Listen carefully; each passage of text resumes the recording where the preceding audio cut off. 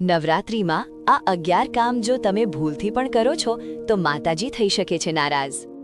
અને નંબર 7 તો બહુ લોકો કરે છે. 1. વાળ અને દાઢી કાપવી. ઉપવાસ દરમિયાન આ કામ ટાળવવું જોઈએ. 2. નખ કાપવા. આ 9 દિવસ નખ કાપવું અશુભ માનવામાં આવે છે. 3. અખંડ જ્યોત. એકવાર જ્યોત પ્રગટાવી હોય તો તેને બુજાવવી નહીં. 4. તામસિક ભોજન. ડુંગળી, લસણ અને નોનવેજથી દૂર રહો. 5. ગંદા કપડાં. હંમેશા સ્વચ્છ કપડાં જ પહેરો. આગળના નિયમો તો વધારે મહત્વના છે, સ્કીપ ન કરશો. 6. ચામડાની વસ્તુઓ.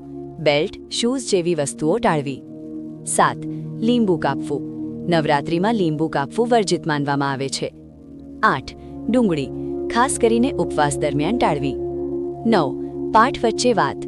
મંત્ર કે પાઠ વચ્ચે વાત ન કરવી. 10. સ્ત્રીનું અપમાન. આ સૌથી મોટો દોષ ગણાય છે. 11. બ્રહ્મચર્ય. આ 9 દિવસ બ્રહ્મચર્યનું પાલન કરવું જરૂરી છે.